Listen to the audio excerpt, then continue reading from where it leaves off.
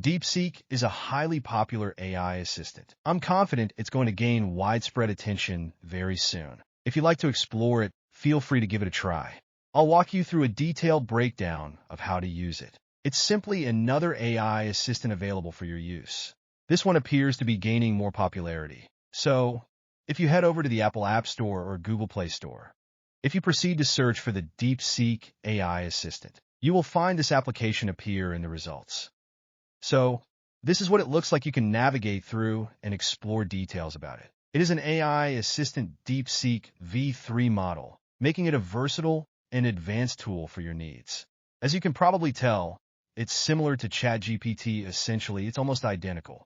When you combine that with Google Gemini, the UI is something like that. Go ahead and download the application, and once you've done that, it will prompt you to log in using either your Google account or Apple ID. Alternatively, you can sign in using a different method, creating a new account. So, when you enter the panel, this is basically what it looks like.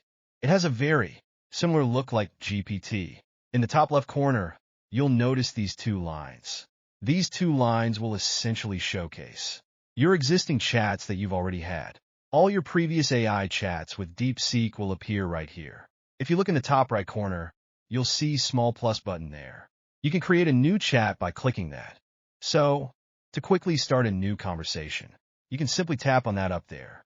The bottom section is where you can begin asking questions. You can go ahead and start asking questions right there. For example, you can ask questions like, how many planets are there? Basically, you can ask anything like how many planets are there? A basic question you can send off, and this is what you'll get in return. It's actually pretty fast, and it does seem to respond quicker. It responds back faster than ChatGPT, which is pretty interesting. Then you can keep interacting with it, sending messages and continuing the conversation.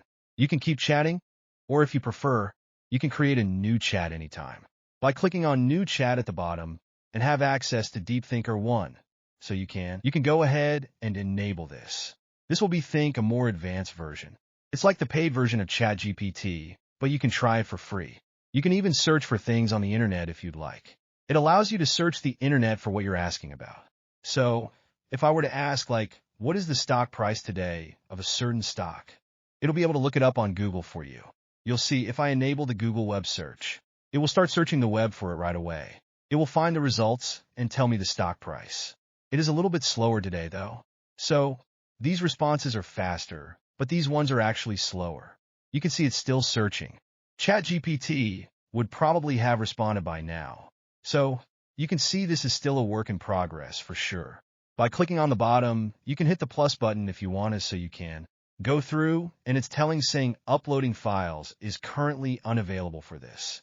While it's searching, you can also upload files, so I can stop the search. I can stop this right now if I wanted to, and then I can click on the plus button to start a new chat, uploading files like images, photos, and other documents. So, that's basically how you use Deepseek. You just keep using it like you would with any other AI assistant. If you click here, and then at the bottom, you can access your profile as well. You can go through and access your profile if you'd like to. Or you can delete all your chats, or delete your account if needed. That's basically how you use Deepseek AI. If you have any questions, please feel free to ask in the comment section below. Hit the like button, and definitely make sure to hit that subscribe button. Subscribe for more AI videos and how to use them. Hopefully, I'll see you guys in the next video. Stay safe.